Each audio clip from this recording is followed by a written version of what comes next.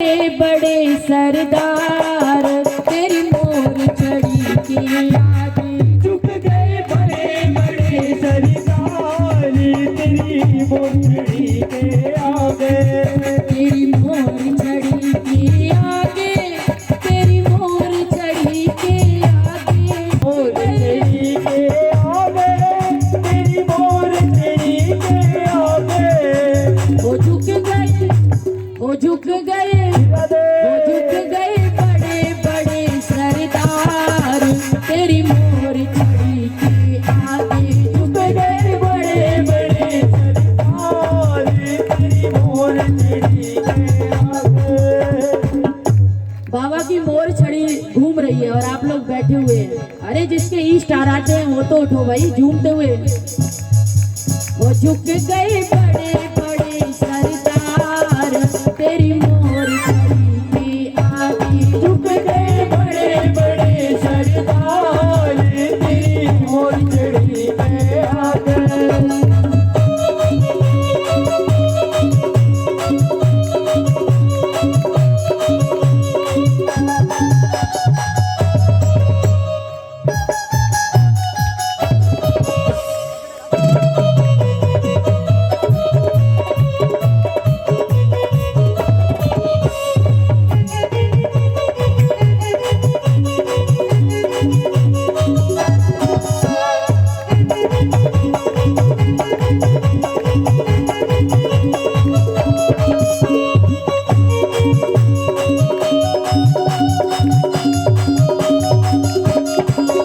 राजा को रंग बना दे निर्धन को सेठ बना दे। राजा को रंग बना दे निर्धन को सेठ बना दे। अगर आप लोग नाचने की इच्छा नहीं है तो ताली बजा करके तो अभिनंदन करो। पूरी तालियां रुकनी नहीं चाहिए महाराज। राजा को सेठ बना दे राजा को रंग बना दे निर्धन को सेठ बना दे। राजा को रंग बना दे निर्धन को सेठ बना दे। वो झुक गए वो झुक गए वो झुक गए बड़े बड़े साहूकार तेरी मोर चढ़ी के आगे झुक गए बड़े बड़े सरदार तेरी मोर चढ़ी के आगे। तेरी मोर चढ़ी के आगे तेरी मोर चढ़ी के आगे तेरी मोर चढ़ी के आगे तेरी मोर चढ़ी के आगे। झुक गए बड़े बड़े सरदार तेरी मोर चढ़ी के आगे झुक गए बड़े बड़े सरदार तेरी मोर चढ़ी के आगे।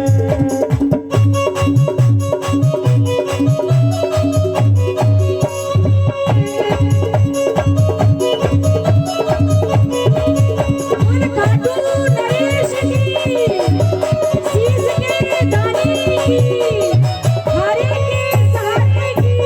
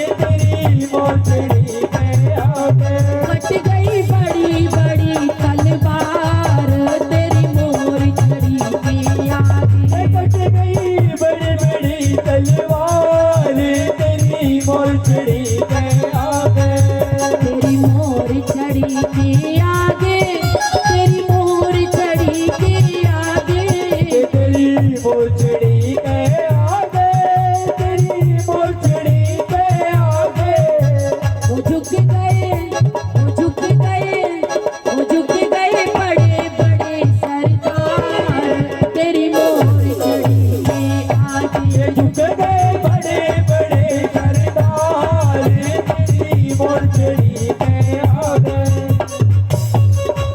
बोलिए खाटू नरेश की, तीन बाणधारी की।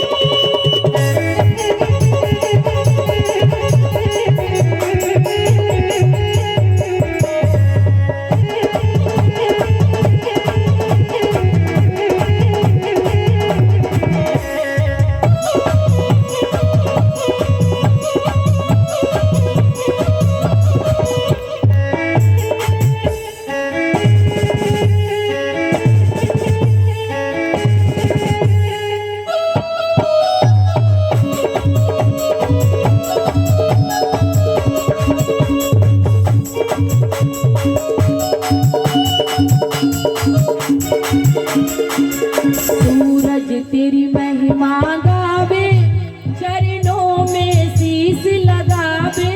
सूरज तेरी महिमा गावे, चरणों में शीश झुकावे।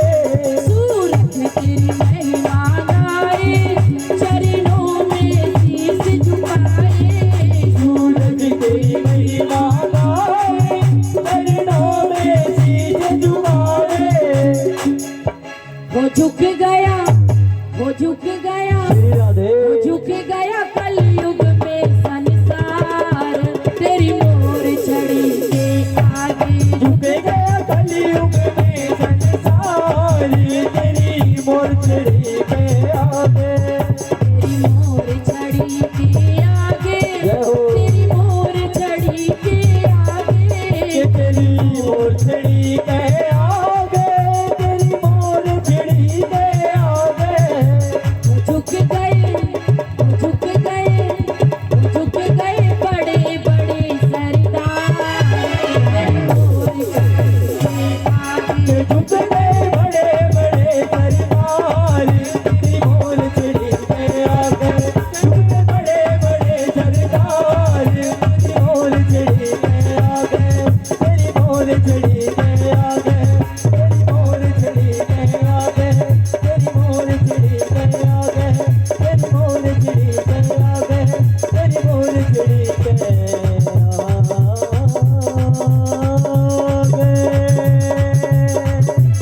कृष्ण कन्हैया लाल की, खाटू नरेश की, इष्ट दानी की, हरे के सहारे की जय हो।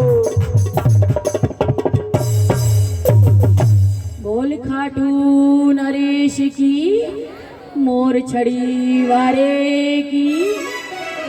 और जो हमारी बेटियां नृत्य कर रही थी, तालियां बजाओ जोरदार उनके लिए।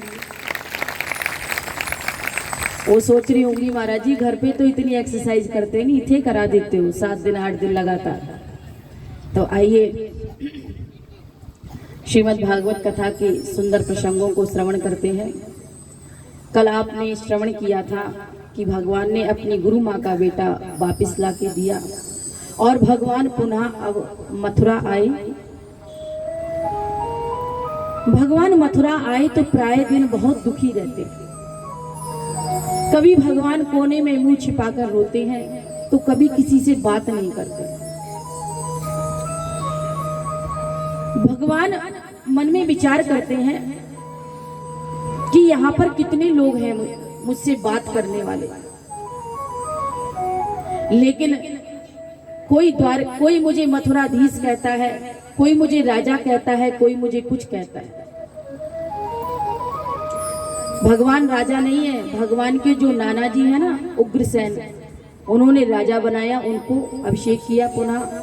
उग्रसेन राजा बनना नहीं चाह रहे थे। भगवान ने कहा देखो नाना जी, हम यदुवंशियों को ययाति मुनि का श्राप लगा है, इसलिए हम राजा नहीं बन सकते। राजा तो आप ही बनिए, हम आपके सचिव बनते हैं। भगवान प्राय बहुत दुखी रहते हैं, एकांत में चुपचाप रोने लगते हैं और मन में सोचते हैं हाँ मुझे कन्हैया कहने वाले खूब हैं, कृष्णचंद कहने वाले खूब हैं, राजा कहने वाले खूब हैं, लेकिन मुझे कनुआ कहने वाला कोई नहीं है। जो भोजन में मैया यशोदा के हाथ से करता था, आज मुझे उस भोजन का आनंद प्राप्त नहीं हो रहा और रोने लगते हैं। मन में विचार करते हैं किसको सुनाऊं अपने मन की बात, क्योंकि प्राय आप समाज में देखते हैं सभी लोग हमारे मन की बात तो रो रो के पूछते हैं, लेकिन जब समाज में बैठते हैं तो हंस हंस के गा देते हैं। इसीलिए सभी से अपना रोना नहीं रोना चाहिए। यदि आपको कोई कष्ट है तो सबके सामने मत बताओ, सीधे अपने गुरु के पास जाना चाहिए। दशरथ जी महाराज को जब कष्ट हुआ था कि चौथापन आ गया, बुढ़ापा आ गया, घर में कोई संतान नहीं है, दुख बहुत है। संतान के बिना आगे का राज्य शासन कौन करेगा, राजा कौन बनेगा, आगे ये सिंहासन को शोभित कौन करेगा, अपार दुख है। लेकिन प्रजा के सामने कभी नहीं रोए, रोए तो कहाँ रोए, जाकर के गुरु वशिष्ठ के पास रोए, गुरुदेव के पास रोए। तो आज भगवान मन में सोचते हैं ऐसा मेरा कोई हृदय की बात समझने वाला इस मथुरा में मिल जाता तो मैं उसे अपने हृदय की बात सुना। और एक दिन मन में विचार करते हैं ये जो उद्धव है ना, बृहस्पति के शिष्य हैं, यदुवंशियों के प्रधानमंत्री हैं और बहुत बड़े ज्ञानी हैं, क्यों ना मैं इनको अपने मन की बात बताऊं। और एक दिन उद्धव ने भगवान को रोता हुआ देख लिया। भगवान रात में करवटें बदलते रहते, सोते नहीं है। नंद बाबा की याद आती है, मैया की याद आती है, गोपी ग्वाल वालों की याद आती है और गौ माता की याद आती है। उन्हीं की याद में भगवान करवटें बदलते रहते। उद्धव जी ने पूछा क्या बात है, आप इतने उदास क्यों हैं, इस मथुरा में आप रहकर खुश नहीं हैं। भगवान के नेत्र सजल हो गए, रो पड़े और भगवान कहने लगे उद्धव, अरे उद्धव मैया को सुनाइए भैया, मैया को सुनाइए। क्या सुनाना है, तेरो लाला दुख पावे उद्धव, मैया को सुनाइए। अरे कोई न मुख धोबे ताते जल, अचरन पहुंच सवारे। माताएं जब बालक छोटा होता है ना तो गर्म जल से उसका गुनगुने पानी से मुख धोती हैं, फिर अपने आंचल से पोंछती है कि नहीं, बोलो भाई, अपने बेटे का मुख साफ करती हैं। आज भगवान वही बातें याद कर करके रो रहे हैं। जब मैं छोटा था मेरी माँ यशोदा मेरे मुख को धोती थी और अपने आंचल से मेरा मुख पोंछती थी, वही उद्धव को सुना रहे हैं। अरे कोई ना मुख धोबे ताते जल, अचरन पोंछ संवारे। माखन रोटी नाम न जाने।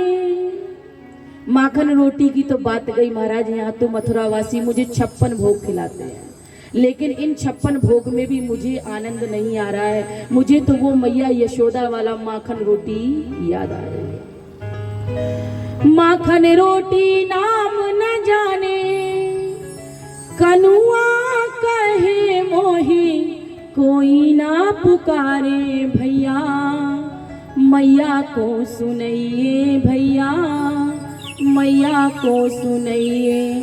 तेरो लाला दुख पावे उद्धव, मैया को सुनाइए। भगवान ने एक पत्र लिया और उस पे सोचा मैं कुछ लिख करके माँ यशोदा के लिए संदेश भेज दूं। लेकिन भगवान ने जैसे ही कलम पकड़ी कि भगवान के नेत्र सजल हो गए और भगवान कुछ लिख ना पाए उस पर। भगवान ने उद्धव से कहा, उद्धव भैया मेरी मैया बूढ़ी माँ यशोदा को मेरा ये पत्र दे दे। उद्धव ने कहा भैया आपने इसमें कुछ लिखा तो नहीं प्रभु, तो वे क्या समझेंगी। भगवान कहते मेरी मैया मेरा बिना लिखा हुआ पत्र भी समझ जाएगी। वह मेरे भाव को जानती है बहुत अच्छी तरह। भगवान ने कहा उद्धव जाकर के उन गोपिकाओं को समझाना कि मेरा वियोग करना छोड़ दे, मुझे याद करना छोड़ दे, क्योंकि वो मुझे याद करती हैं इसलिए मुझे भी उनकी दिन रात याद सताती है। भगवान कहते हैं ना, जो भजते मुझे भाव से मैं उनका ही बन जाता, उनका ही बन जाता, मैं तो उनका ही बन जाता। भगवान कहते हैं जो मुझे प्रेम से याद करता है मैं भी उसको याद करे बिना रहता नहीं। जाकर के आप गोपियों से कहना मुझे याद करना छोड़ दें, ताकि मेरी भी मन से गोपियों के लिए प्रेम कम हो जाए। मैं जो दिन रात गोपियों की याद करता हूं मैं भी याद करना छोड़ दूं। उद्धव जी कहने लगे महाराज आप मुझे किसके पास भेज रहे हैं? जिन गोपिकाओं ने कभी विद्यालय का मुख नहीं देखा, गंवार ग्वालनिया है, और मैं ज्ञानी जब उनके सामने जाऊंगा जहत अजहत लक्षणा व्यंजना आदि शब्दों का जब मैं व्याकरण सम्मत भाषा बोलूंगा तो उनकी समझ में क्या आएगी? भगवान ने कहा उद्धव थोड़ा सरल भाषा में बात करना उनसे। उद्धव मन में विचार करते प्रभु मुझे भेज तो रहे हैं लेकिन उनके पल्ले तो मेरी बात कुछ पड़ेगी ही नहीं, लेकिन भगवान का आदेश है मुझे जाना पड़ेगा। उद्धव ज्ञानी बहुत बड़े हैं लेकिन उद्धव के अंदर प्रेम नहीं है महाराज। ज्ञानी है, एक बार एक ज्ञानी और भक्त में थोड़ा सा विवाद हुआ, झगड़ा हुआ। ज्ञानी कहता है मैं बड़ा हूं, भक्त कहता है मैं बड़ा हूं, अब निर्णय कौन दे? तो ज्ञानी ने कहा चलो चलते हैं प्रभु से ही निर्णय लेते हैं, भगवान ही बताएंगे हम दोनों में कौन बड़ा। तो ज्ञानी जैसे ही भगवान के पास पहुंचा, भक्त भी साथ में था और पूछने लगे प्रभु आप बताइए मैं ज्ञानी हूं, ये भक्त हैं, हम दोनों में बड़ा कौन? भगवान ने कहा सुनो, ज्ञानी मेरी आत्मा। क्या कहा? ध्यान से सुनो कथा। ज्ञानी मेरी आत्मा। जैसे ही भगवान ने कहा ज्ञानी तो मेरी आत्मा है, तो भक्त बेचारा उदास हो गया, खड़ा हो गया और चलने लगा। बोले अब मेरे तो कोई जगह बची नहीं। भगवान ने कहा रुको रुको भगत जी महाराज, ज्ञानी मेरी आत्मा, भक्त मेरा भगवान है महाराज। कौन है? भगवान। क्योंकि ज्ञानी को कभी भी अपने ज्ञान का अभिमान आ सकता है कि शायद हम इतने बड़े ज्ञानी, इतने शास्त्रों के ज्ञाता हैं, इतने वेद वेदांगों को हमने कंठ कर रखा है। लेकिन जो भक्त होता है वह कभी भी अभिमानित नहीं होता है, वह सदैव भगवान की गोद में बैठता है महाराज। इसलिए उसको अभिमान का डर नहीं होता, गिरने का डर नहीं होता है। इसीलिए ज्ञानी बनने से अच्छा है कि भक्त बनना ठीक है महाराज। भगवान यही चाहते थे। ये ज्ञानी तो बहुत बड़े हैं, बृहस्पति जी के शिष्य हैं, लेकिन इनके अंदर प्रेम नहीं है महाराज। और भगवान प्रेम ही बनाना चाहते हैं इनको, क्योंकि जहां प्रेम है वहीं भगवान है। इसलिए सबसे ऊंची प्रेम सगाई। भजन सुना है ना? किस किस ने सुना है? सबसे ऊंची प्रेम सगाई, सबसे ऊंची प्रेम सगाई, हाँ प्रेम सगाई, हाँ प्रेम सगाई, सबसे ऊंची प्रेम सगाई, सबसे ऊंची। तालियां बजाते हुए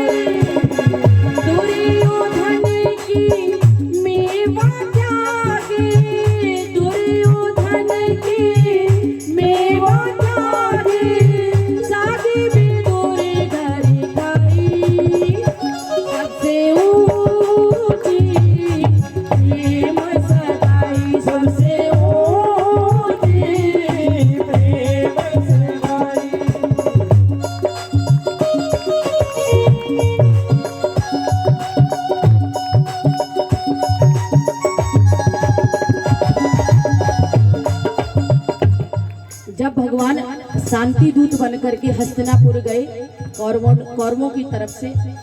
बहुत सुंदर प्रसंग है, कब दुर्योधन की मेवा तयगी थोड़ा आप लोगों को बताते चले। तो जब शांति दूत बनकर के दुर्योधन के हस्तिनापुर गए और हस्तिनापुर में भगवान का दिव्य भव्य स्वागत हुआ और महाराज दुर्योधन ने भगवान के स्वागत सत्कार में 56 प्रकार के व्यंजन बनवाए अगवानी करने के लिए। भगवान से जब दुर्योधन ने बातचीत की, शांति दूत की बात हुई, भगवान ने कहा देखो दुर्योधन, तुम्हारा धर्म है कि पांडवों को 5 गांव दे दो और मेरा विश्वास है कि मेरे पांडव 5 गांव लेके प्रसन्न हो जाएंगे। दुर्योधन ने कहा आप 5 गांव की बात करते हैं, मैं सुई के नोक के बराबर भी उसको भूमि नहीं दूंगा और यदि उसको भूमि चाहिए तो युद्ध करे मुझसे। भगवान ने कहा दुर्योधन अगर ये बात है तो तुम युद्ध के लिए तैयार हो जाना और युद्ध का परिणाम बहुत भयंकर होगा, ध्यान रखना इस बात। महाभारत कभी सुनना पता चलेगा। अब तो महाराज धृतराष्ट्र ने दुर्योधन को समझाया, मूर्ख तूने क्या कर दिया, सारा खेल खराब कर दिया। अब तो दुर्योधन भगवान से कहने लगा अरे प्रभु आप तो नाराज हो गए, अरे चलिए मैंने आपके भोजन के लिए बहुत सुंदर व्यवस्था की है। भगवान ने कहा सुनो दुर्योधन मुझे भूख नहीं है, मैं भोजन के लिए तो विदुर चाचा को कह दिया हूँ, मैं विदुर चाचा के घर भोजन करूंगा। देखो दुर्योधन भगवान का समधी है, भगवान के जो पुत्र हैं और दुर्योधन की जो पुत्री है लक्ष्मणा, उसका विवाह भगवान के बेटे के साथ हुआ है, इसलिए समधी है। तो दुर्योधन कह रहा है प्रभु आप तो मेरे समधी हैं, आप मेरे घर भोजन नहीं करेंगे। तो भगवान कह रहे भोजन केवल 2 अवस्था में होता है, या तो बहुत ज्यादा हमें भूख लगी है तब भोजन करेंगे, यही होता है ना भैया, बहुत भूख लगी है तो आप मान से दो सम्मान से दो, हमें तो भोजन करना है। और दूसरी अवस्था वह होती है कि हमारा भोजन गले तक भी यदि भरा है और आपके अंदर इतना प्रेम है भैया एक रोटी खा लो, एक रोटी खा लो, खा लो बहुत अच्छा है, तो आपकी प्रेमता के अधिकता के कारण आप 1 गिलास खा लेंगे। तो भगवान कहते हैं देख दुर्योधन मुझे भूख नहीं है इसलिए मैं भोजन तेरे यहाँ करूंगा नहीं, प्रश्न नहीं उठता। और दूसरी बात तेरे अंदर इतना प्रेम नहीं है कि जो मैं भोजन कर लूंगा, दोनों ही स्थिति नहीं है इसलिए मैं भोजन नहीं करूंगा। इसलिए भगवान ने दुर्योधन के 56 प्रकार के भोजन का त्याग कर दिया और कहाँ भोजन किया, दुर्योधन की मेवा त्यागी, दुर्योधन की मेवा त्यागी, साधिनी दूर घर खाई, सबसे ऊंची प्रेम सगाई, सबसे ऊंची प्रेम सगाई, सबसे ऊंची प्रेम सगाई, आहा प्रेम सगाई, आहा प्रेम सगाई, प्रेम से गाए आ प्रेम से गाए। प्रेम के रस अर्जुन रखा क्यों, प्रेम के बस अर्जुन रखा क्यों, भूल गए ठकुराई, सबसे ऊंची। हमारे बीच में विधायक महोदय जी आ रहे हैं, एक बार करतल ध्वनि से उनका स्वागत अभिनंदन है। सबसे ऊंची प्रेम सगाई, सबसे ऊंची प्रेम सगाई, आहा प्रेम सगाई, आहा प्रेम सगाई।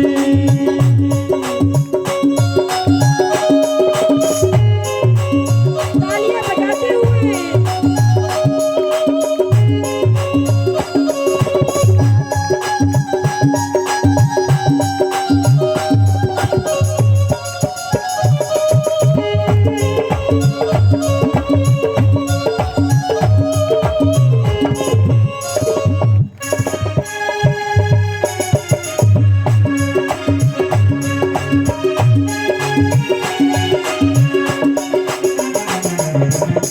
झूठे फल शबरी के खा, झूठे फल समरी के खोए, झूठे फल शबरी के खाए, झूठे फल समरी के खोए।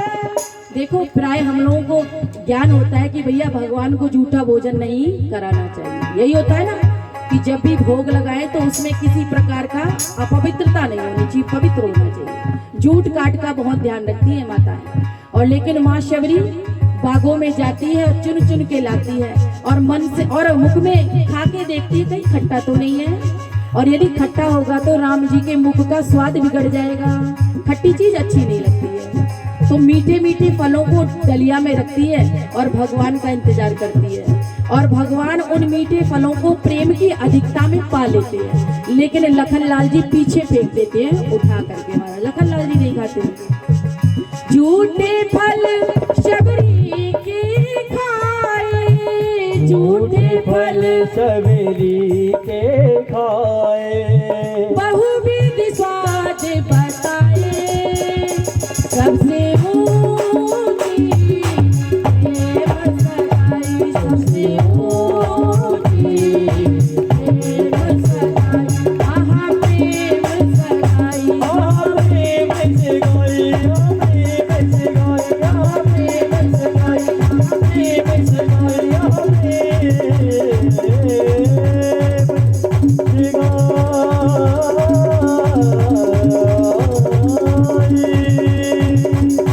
बोली चाची दरबार की जय। सबसे ऊंची प्रेम सगाई। तो यही प्रेम का पुट लगवाने के लिए भगवान आज उद्धव जी को उन गोपिकाओं के पास भेजते हैं कि ये ज्ञानी तो बहुत बड़े हैं, बृहस्पति देव के शिष्य हैं, लेकिन इनके अंदर प्रेम नहीं है। और शेष कथा आगे सुनाएंगे। हमारे बीच में विधायक महोदय जी भी पधारे हैं और मैं भैया से पूर्व से परिचित हूँ, क्योंकि भैया पिछली बार भी मैंने भैया को अपने इस कथा में आते हुए बहुत सुंदर भैया का अभिनंदन स्वागत एक बार तालियों के साथ करें। और हमारे बीच में दानदाताओं की सूची भी है। आइए चलते हैं भैया पिन्नू जी के पास, फिर शेष कथा आप लोग श्रवण करेंगे। बोलिए गौ माता की जय। हमारे बीच हमारे विशिष्ट अतिथि पूर्व विधायक जी बलवान सिंह जी दौलतपुरिया फतेहाबाद से हमारे बीच में पहुंचे हैं। उनके साथ लीलाधर जी, मास्टर गुलाब जी सुंडा और भरत सिंह जी परिहार, एडवोकेट साहब लीलाधर जी सिगड़ खिचड़ सोरी, इन सभी काचिंदड़ की इस पावन धरा पर पहुंचने पर मैं हार्दिक अभिनंदन और दिल की गहराइयों से धन्यवाद करता हूं। और मैं निवेदन करूंगा कि बलवान जी दौलतपुरिया साहब स्टेज पे आए। उनके साथ मौजूद निहाल सिंह जी थाड़ोड, परसाराम जी मांझू,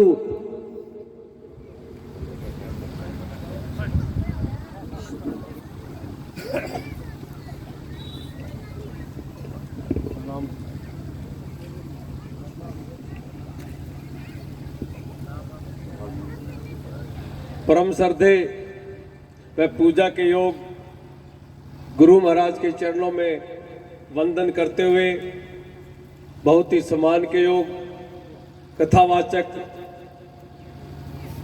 साध्वी बहन श्री शब्दानंद जी महाराज, भागवत कथा में उपस्थित देवियों व सज्जनों, साथ आए हुए जिला परिषद के पूर्व सदस्य भाई भरत सिंह परिहार जी, प्राइवेट स्कूल एसोसिएशन के जिला के अध्यक्ष भाई गुलाब सुंडा जी, भाई लीलाधर खिचड़ जी, ढाबी कला से भाई कुलदीप सिद्धू जी और आस पड़ोस गांव से आए हुए सभी बुजुर्गों व नौजवान साथियों, बड़ी खुशी की बात है कि चिंदड़ गांव की पावन धरा पे भागवत कथा का आयोजन हो रहा है। इस तरह के प्रोग्राम होने से हमारे आने वाली पीढ़ी को हमारे धर्म और संस्कार के बारे में जानने और समझने का मौका मिलता है।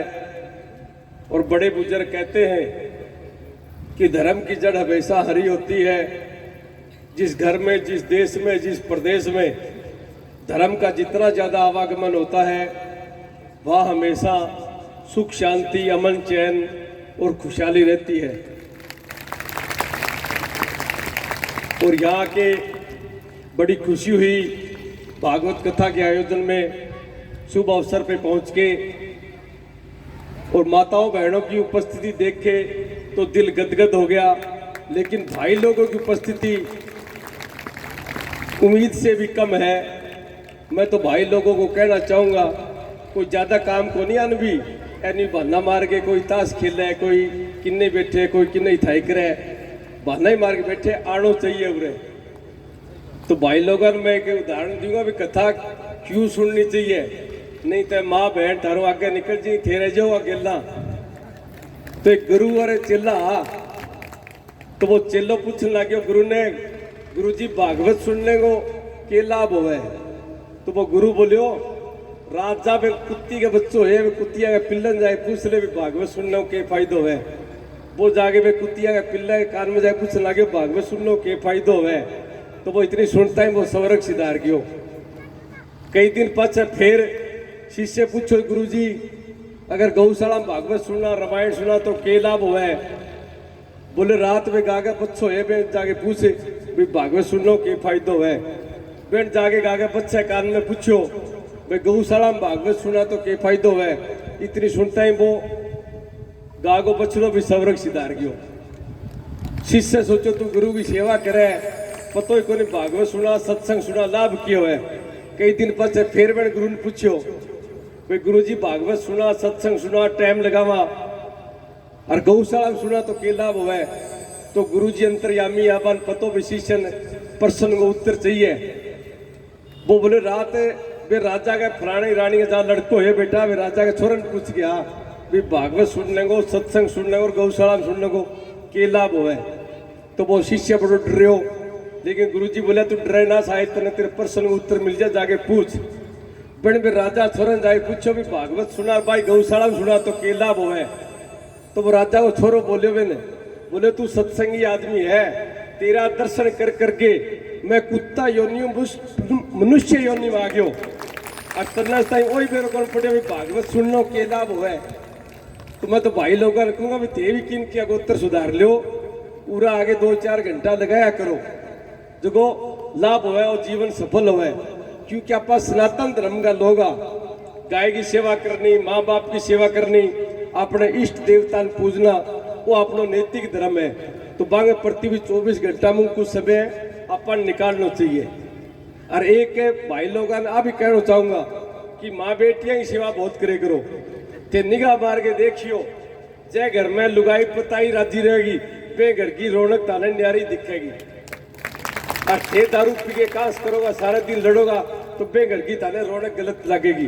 तो माता बहना जितनो ज्यादा हो खुश रखा करो। ए माता बहनी लक्ष्मी है और ए ही महालक्ष्मी है। अब कोई सोचो भी लक्ष्मी में के फर्क है और महालक्ष्मी में के फर्क है। तो लक्ष्मी तो जद है जब कोई नई नई छोरी बू बन गया है सासरे माँ, बाप की सासू ससुर सेवा करे, देवर जिठानी ठीक रखे, आस पड़ोस में ठीक रखे, तो फिर पड़ोसी कह बे घर में बू को नहीं आई, बे घर में लक्ष्मी आई है। और जद बापू 2 टाबरा की माँ हो जा और चिंतन गौशाला प्रधान जी और मैं चंदो मांगन जा तो बापू भित्रो हिला मारा के बेटा तेरे ताउन कह दे मेरे पापो तो फतिवाज जा रहे है, दूध गर्म होते दूध पी के जाइयो, चंदो भी मैं हमारे शब्द अनुसार देंगा। तो फिर वह गौशाला कमेटी वाला कहे कि वास्तव में 2 माँ बाप की बेटी है, जद वह महालक्ष्मी को रूप हुए। तो मैं तो बुजुर्ग नौजवान साथियों ना कहना चाहूंगा कि माता बहन जितनी ज्यादा हुए बाकी सेवा करनी चाहिए पर राजी रखनी चाहिए। और भी बहुत सी बातें बहन साध्वी शब्दानंद जी पिछले 1 हफ्ते से अपने श्रीमुख से अपने सनातन धर्म के बारे में, गौ माता के बारे में और जो दूसरा अपनी दैनिक जीवनचर्या है उसको कैसे जिया जाए सामाजिक स्तर पे, धार्मिक स्तर पे, उनके बारे में हमें अवगत करा रही है। बहन जी के सामने कोई ज्यादा कुछ कहना सूर्य को दीपक दिखाने के समान है। और एक बार मैं पुनः सभी देवियों का, सज्जनों का इस भागवत कथा में आने पे मेरी तरफ से भी हार्दिक स्वागत करता हूं और इस गौशाला को अपने निजी कोष से 11,000 रुपये देने की घोषणा करता हूं। धन्यवाद। जय हिंद।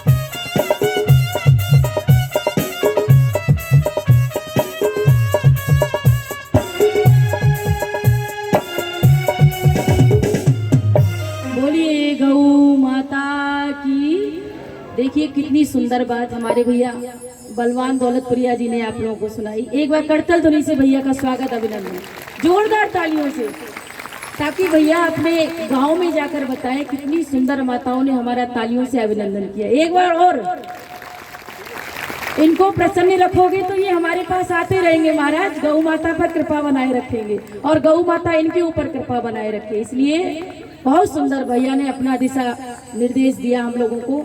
और आइए महाराज श्रीमद् भागवत कथा में पुनः प्रवेश करते हैं। भगवान उद्धव को वृंदावन भेजते हैं गोपियों के पास और कहते हैं उद्धव जाकर के मैया यशोदा को, बाबा को, गोपिकाओं को मेरा संदेश देना। उद्धव भगवान की आज्ञा पाकर जाते हैं और मन में विचार करते हैं, मैं जब व्याकरण सम्मत भाषा को बोलूंगा तो वे ग्वालनिया मेरी बातों को कैसे समझेंगी। लेकिन फिर मन में विचार करते हैं भगवान ने कहा है तो मुझे जाना पड़ेगा। उद्धव ने कहा प्रभु जैसी आपकी आज्ञा। भगवान ने तुरंत अपना पीतांबर उड़ा दिया और महाराज उद्धव चल पड़े। भगवान ने अपना रथ दिया, रथ लेकर के उद्धव वृंदावन आए। इधर वृंदावन में जिस दिन से भगवान गोपिकाओं से ब्रजवासियों से कहकर गए थे, अरे गोपियों, अरे ब्रजवासियों मैं परसों आ जाऊंगा, तुम इतनी दुखी मत हो। तो छोटे छोटे ग्वालवाल रोज आकर के झाड़ियों में बैठ जाते हैं और कहते हैं आज मेरो लाला आ रहे होगो, आज मेरो कन्हैया आ रहे होगो, ऐसा विचार करते हैं। पूरा दिन उन झाड़ियों में निकाल देते हैं।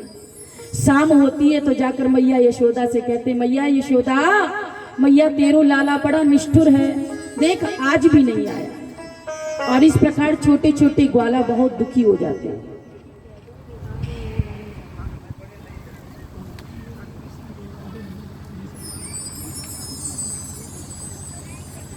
और महाराज इस प्रकार से उद्धव जाते हैं। महाराज उधर ब्रजवासी इंतजार करते हैं। और एक दिन क्या हुआ, जब उद्धव जी का रथ आते हुए देखा तो एकदम सभी ब्रजवासी बाहर निकले और मन में विचार करने लगे आज मेरा कन्हैया आ रहा है। और जैसे ही रथ के पास पहुंचे तो क्या देखते हैं, रथ के अंदर उद्धव जी बैठे। एकदम दुखी हो गए और विकल हो गए सभी ब्रजवासी। और उद्धव ने कहा भैया ब्रजवासियों मुझे ये बताओ नंद बाबा का घर कौन सा है। उद्धव कहने लगे ये जो जल की धारा आ रही है ना, ये धारा जहां से निकल रही है धीरे धीरे इसी धारा के किनारे चले जाओ और जहां जाकर के ये धारा रुक जाए वही यशोदा मैया नंद जी का घर है। ये कोई साधारण धारा नहीं है, ये कोई सरोवर के जल की धारा नहीं है, ये कोई जोड़ के जल की धारा नहीं है, किसी तालाब के जल की धारा नहीं है। ये तो महाराज नंद रानी यशोदा रानी के यशोदा रानी के विरह के आंसू हैं, नंद बाबा के विरह के आंसू हैं। लाखों गोपियां दिन रात भगवान के विरह में करुण क्रंदन करती हैं, रोती हैं, उनके आंसू हैं। लाखों गैया भगवान के विरह में रो रही हैं, ये उनके आंसू हैं। आप इस धारा को पकड़कर चले जाओ। और महाराज इतना कहते ही उद्धव जी ने अपना रथ बढ़ाया, यशोदा मैया के घर आए। और जैसे ही यशोदा मैया ने देखा, यशोदा मैया को देखना भी थोड़ा थोड़ा कम हो गया। दिन रात रोती है तो आंखों की ज्योति कम हो गई।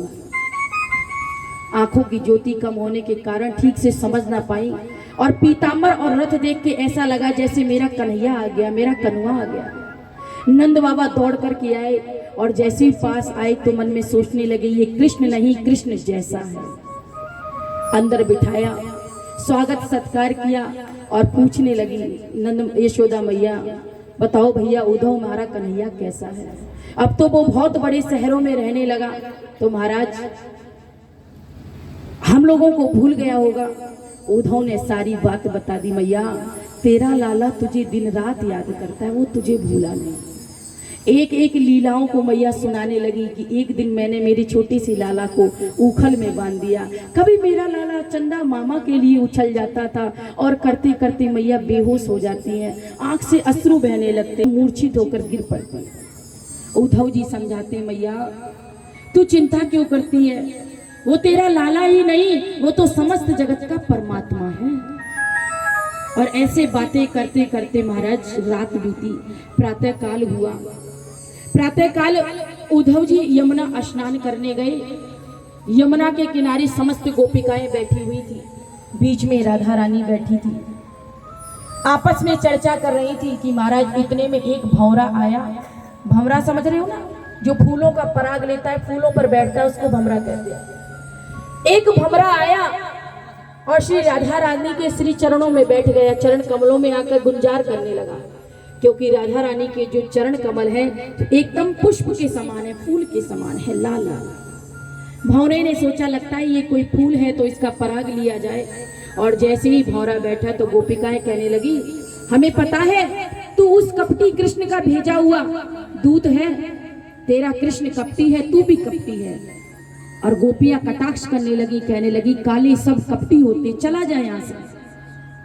तो भंवरा पूछने लगा, मेरे स्वामी ने क्या कपट किया है? बोले एक कपट की बात बताओ, न जाने उसने कितने कपट किए हमारे साथ। हमारे साथ ही नहीं, सबके साथ कपट करता है। तो क्या कपट किया है बताओ? बोले जब ये रामा अवतार में राम बन के आया तो महाराज इसने दोनों भाइयों को लड़ा दिया और छुप करके इसने बड़े भाई को तीर मार दिया महाराज, छोटे भाई को गले से लगा लिया। बताइए ये कपट नहीं तो और क्या है? बताइए ये कपट नहीं है तो और क्या है?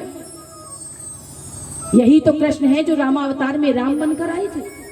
सुग्रीव और बाली दो भाई थे, आपस में लड़ा दिया इसने, और एक को तीर मार रहा है, एक को गले से लगा रहा है। ये कपटी नहीं तो क्या है? अरे रामावतार में एक सुंदरी आई थी इनसे विवाह करने के लिए, शूर्पणखा।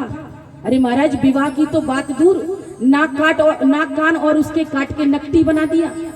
ना तो इन्होंने खुद विवाह किया, ना किसी दूसरे को करने दिया, किसी दूसरे के लायक नहीं छोड़ी। बताइए ये कपट नहीं तो और क्या है? अरे बलि के पास गए ये बामन बनके, 52 अंगुल के बनके, और 3 पग भूमि का दान मांगा। और जब बलि ने संकल्प दिया तो इन्होंने विराट रूप बना लिया। ये कपट नहीं तो क्या है? उद्धव जी इन बातों को सुन रहे थे।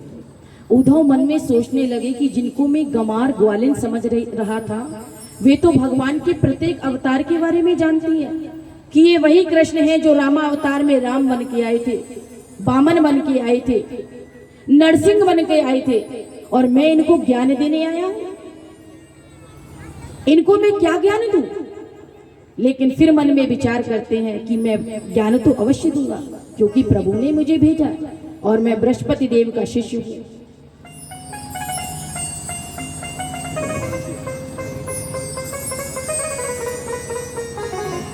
हमारे बीच में भैया सतपाल जी हिसार से हैं, एक बार मंच पर आने का कोशिश करें। भैया सतपाल जी, करताल ध्वनि से अभिनंदन भैया का।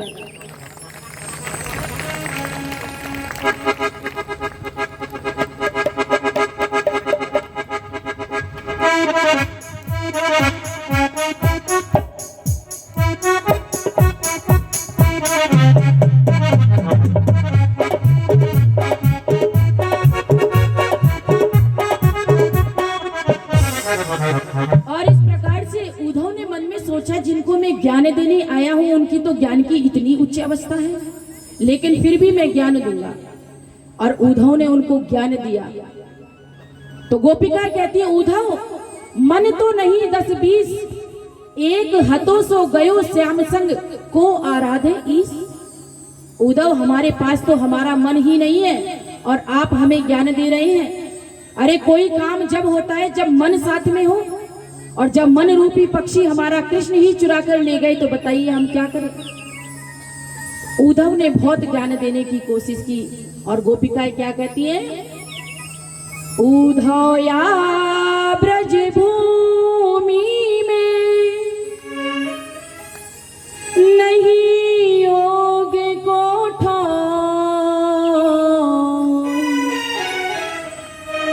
लिए गठरिया ज्ञान की, चले जाओ कहीं और। गोपिकाएं कहती है, उद्धव इस ब्रज भूमि में ज्ञान के लिए कोई ठौर नहीं है, और ये जो आपके सिर पर ज्ञान की जो गठरी है ना, इसको आप इस वृंदावन से ले जाइए, कहीं और जाकर खोलिए इसकी ज्ञान की पटारी को। इसलिए उद्धव या ब्रज भूमि में नहीं होगे कोठौर, लिए गठरिया ज्ञान की चले जाओ कहीं और। उद्धव ने पूछा क्यों चले जाएं? तो गोपियां कहती है मन मेरी एक ना माने, जाके कांटो लगे सोई जाने। मन मेरी एक ना माने, जाके कांटो लगे सोई जाने। मन मेरी एक ना माने, जाके कांटो लगे सोई जाने। जाके कांटो लगे सोई जाने, जाके कांटो लगे सोई जाने। और महाराज उद्धव ने ज्ञान की बहुत चादर फैलाई गोपिकाओं के आगे, अपना संपूर्ण ज्ञान बिखेरा, लेकिन उन गोपिकाओं ने उस चादर के ऊपर इतने डंडे बजाए कि चादर की गुदड़ी बना दी। महाराज क्या बना दी? गुदड़ी समझते हो ना? गुदड़ी समझ रहे हो ना? तो उद्धव ने ज्ञान की चादर फैलाई तो गोपिकाओं ने इतने डंडे मारे प्रेम के कि वे गुदड़ी बन गई। और आज भी वृंदावन में ज्ञान गुदड़ी नाम का मोहल्ला प्रसिद्ध है हमारा। ये वही मोहल्ला है जहां गोपिकाओं को उद्धव जी ज्ञान देने गए। उद्धव जी ने उन ब्रज वनिताओं की चरण धूलि में स्नान किया महाराज, अपने मस्तक लगाए और मन में प्रभु से कहते हैं प्रभु यदि मुझे पुनः जन्म मिले तो मुझे आप केवल श्रीधाम वृंदावन में जन्म देना, ब्रज की रज बना देना, मुझे ब्रज का कोई पक्षी बना देना, मुझे ब्रज का कोई वृक्ष बना देना, लेकिन ब्रज से बाहर मुझे मत भेजना। आज सारा ज्ञान उद्धव का धूमिल हो गया। और जो उद्धव भगवान से कहकर आए थे कि केवल मैं 2 घंटे के लिए जा रहा हूं, मैं ज्यादा देर नहीं रुकूंगा, वे उद्धव गोपिकाओं के पास 6 महीने रुके महाराज। 6 महीने। कितने महीने? 6 महीने। और 6 महीने के बाद जब गोपिकाओं की चरण रज अपने मस्तक पर लगाकर मथुरा जी की ओर बढ़े, मथुरा में जैसे ही पहुंचे भगवान ने आगे बढ़कर के स्वागत किया उद्धव का और कहा आइए ज्ञानी जी महाराज। उद्धव ने कहा खबरदार, आपने जो हमसे बात की, अरे हमें नहीं पता आप इतने निष्ठुर हो सकते हैं।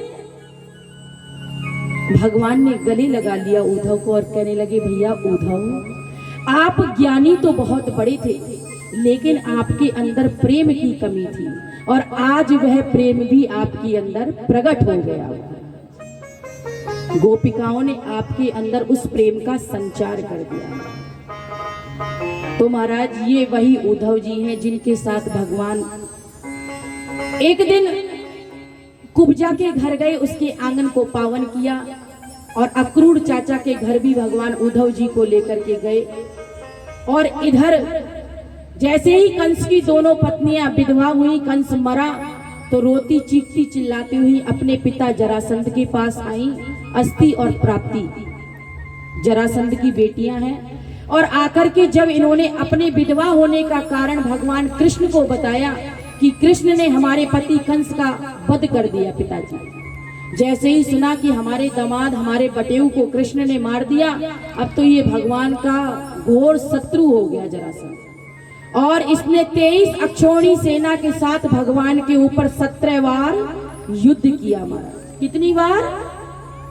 जोर से बोलो। 17 बार इसने भगवान के साथ 23 अक्षौणी सेना लेकर युद्ध किया।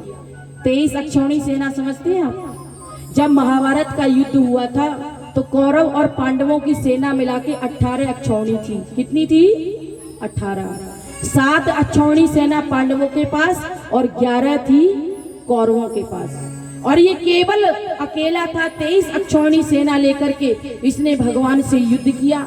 भगवान ने समस्त सैन्य बल को संहार कर दिया, समस्त सैन्य बल को 17 बार मार गिराया। हमारा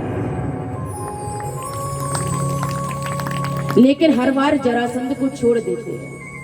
18वीं बार अब तो इसने 11,000 ब्राह्मणों को बिठाया कि मेरे लिए ऐसा मंत्र पढ़ो कि मेरी जीत होनी चाहिए। ब्राह्मणों ने कहा चिंता मत करो महाराज। जरासंध ने कहा चिंता मुझे नहीं करनी है, अगर मैं जीत गया तो माला माल कर दूंगा और हार गया तो तुम्हें जीने लायक नहीं छोड़ूंगा। अब तो ब्राह्मण सारे मंत्र भूल गए, भगवान को याद करने लगे। हे भगवान, आप ही इस दुष्ट से हमारी रक्षा करना, क्योंकि आपका अवतार लेने का मुख्य हेतु तो हम ही लोग है ना। विप्रधेनु सुर संत हित लीन मनुज अवतार। आपके अवतार लेने का मुख्य कारण सबसे पहले हम ही आते हैं महाराज, विप्र ब्राह्मण।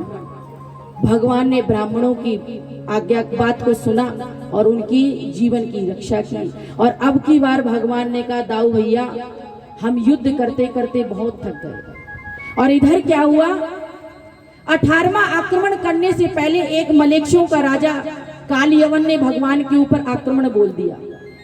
भगवान बिना आयुध लिए, कोई अस्त्र शस्त्र हाथ में नहीं था, मथुरा के नगर से बाहर निकले। कालियवन भगवान के पीछे पड़ा।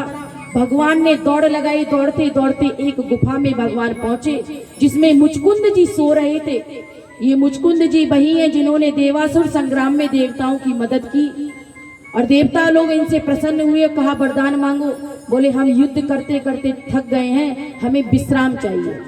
तो देवताओं ने कहा जाओ, आप जाकर के सो जाओ, आपको जो जगाएगा और जिस पर आपकी दृष्टि पहले पड़ेगी वो भस्मीभूत हो जाएगा। और ऐसा करके मुचकुंद उस गुफा में सो रहे थे। भगवान दौड़ करके उसी गुफा में बढ़ गए, अपना पीतांबर उड़ा दिया मुचकुंद को। कालियावन पीछा करते करते आया। कालियावन को लगा कि यही वह कृष्ण कन्हैया है। कालियावन ने एक लात मुचकुंद में मारी। मुचकुंद की आंख खुली और आंख खुलते ही महाराज कालियावन भस्म हो गया।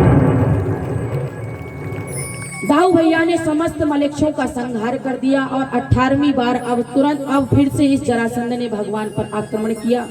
भगवान ने कहा दाऊ भैया, युद्ध करते करते हम बहुत थक गए, अब हमसे युद्ध नहीं होगा, चलो कहीं भाग चलते हैं। दाऊ जी ने कहा बहुत बदनामी होगी, लोग नाम रखेंगे आपका। भगवान ने कहा इतने सारे नाम रख दिए, कोई माखन चोर कहता है, कोई चीर चोर कहता है, एक नाम और सही। तो दाऊ भैया ने कहा आपको सब रण छोड़ कहेंगे, कि जब इस पर विपत्ति एकदम शत्रु भारी पड़ जाए तो ये मैदान छोड़ के भाग खड़ा होता है। भगवान ने कहा एक नाम और सही महाराज। और जैसे ही इस जरासंध ने 18वां आक्रमण किया, भगवान दौड़ करके एक प्रवर्षण पर्वत पर चढ़ गए दोनों भैया।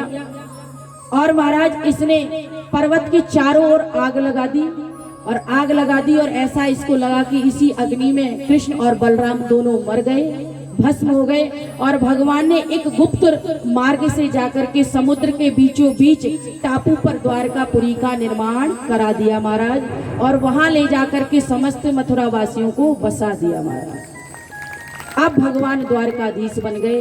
और ये मन में सोचता है आज तो मैं विजयी हो गया। विजय का शंख बजाता हुआ मगध देश वापिस लौटा। और भगवान इधर द्वारकाधीश बने हुए द्वारका में ठाठ से रह रहे हैं महाराज। बोलिए द्वारकाधीश भगवान की जय हो। द्वारकाधीश बनते ही प्रभु का प्रथम विवाह देवी रुक्मणी के साथ संपन्न हुआ। परीक्षित ने प्रश्न किया महाराज इस विवाह के बारे में मैंने कुछ विशेष बात सुनी है, क्या सुना है आपने? मैंने सुना है भगवान का ये जो विवाह हुआ वह राक्षस विधि से हुआ।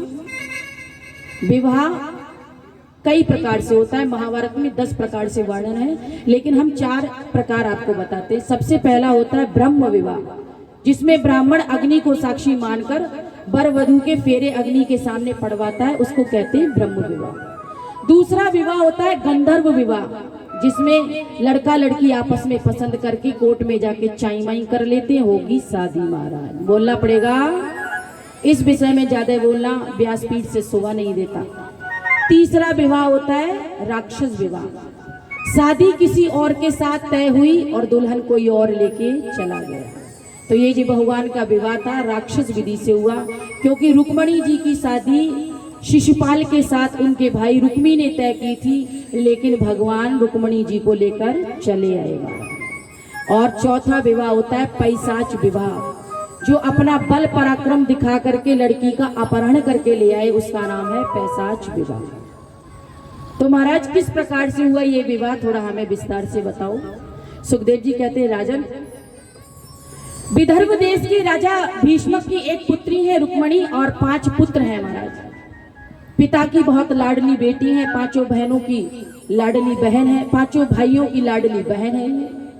एक दिन भीष्मक जी ने कहा, मैंने द्वारकाधीश का बहुत नाम सुना है, क्यों ना अपने पुत्री का विवाह द्वारकाधीश के साथ कर दिया जाए। तो 5 पुत्र बैठे हुए थे, कोई नहीं बोला। एक बड़ा पुत्र इनका बोल पड़ा, रुक्मी। कहने लगा, पिताजी बुढ़ापे में आपकी बुद्धि खराब है क्या? उस रणछोड़ के साथ हम अपनी बहन का विवाह करेंगे? तमाम गालियां भगवान को देने लगा।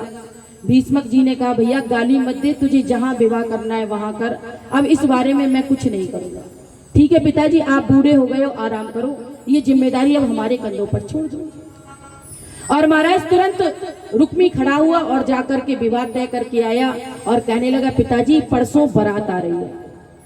अरे भैया इतनी जल्दी?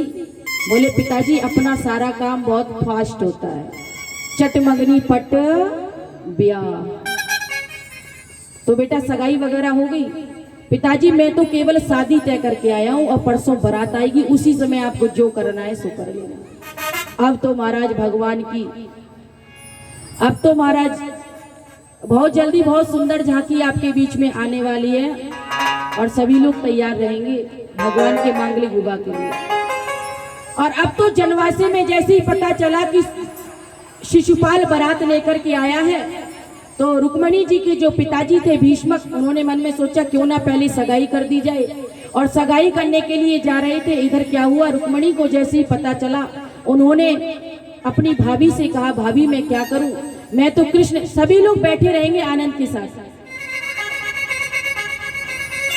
और महाराज उधर भगवान द्वारकाधीश को रुक्मणी ने कुंदनपुर के एक पंडित जी के द्वारा पत्र लिख के सूचित किया कि प्रभु आप आइए, मैंने मन से आपका वरण कर लिया है और महाराज मैं ही अब आपको पति रूप में देखना चाहती हूँ। भगवान कुंदनपुर के पंडित जी के साथ आए और आकर के महाराज भगवान का दिव्य भव्य विवाह रुक्मणी जी के साथ हुआ। मंदिर में देवी रुक्मणी जी गौरा पूजन के लिए गई और उस समय महाराज भगवान ने रुक्मणी जी को देखा और हाथ पकड़ के रथ में बिठा लिया। और जैसे ही हाथ पकड़ के बिठाया महाराज भगवान लेकर चले, द्वारिका पहुंचे। द्वारिका के लोगों ने दिव्य भव्य स्वागत किया। हमारे सरकार बहू रानी को साथ में ला रहे हैं, तो मंगल गीत गवने लगे, मंडप सजने लगे, सभी सखियां गाने लगी। आइए हम और आप भी मस्ती के साथ गाते हैं। अरे आओ मेरी सखियों मुझे मेहंदी लगा दो, आओ मेरी सखियों मुझे मेहंदी लगा दो, मुझे श्याम सुंदर की दुल्हन बना दो, मुझे श्याम सुंदर की दुल्हन बना दो। आओ मेरी सखिया मुझे मेहंदी लगा दो, आओ मेरी सखिया मुझे मेहंदी लगा दो, मुझे श्याम सुंदर की दुल्हन बना दो, मुझे श्याम सुंदर दुल्हन बना दो। मेहंदी लगा दो, मुझे सुंदर सजा दो, मेहंदी लगा दो, मुझे सुंदर सजा दो, मुझे श्याम सुंदर की दुल्हन बना दो, मुझे श्याम सुंदर की दुल्हन बना दो। आओ मेरी सखियों मुझे मेहंदी लगा दो, आओ मेरी सखिया मुझे मेहंदी लगा दो, मुझे श्याम सुंदर की दुल्हन बना दो। मुझे श्याम सुंदर की दुल्हन बना दो। बोलिए द्वारिका नाथ की, रुक्मणी रमण भगवान की। सभी लोग तालियां बजाकर भगवान का स्वागत सत्कार करेंगे।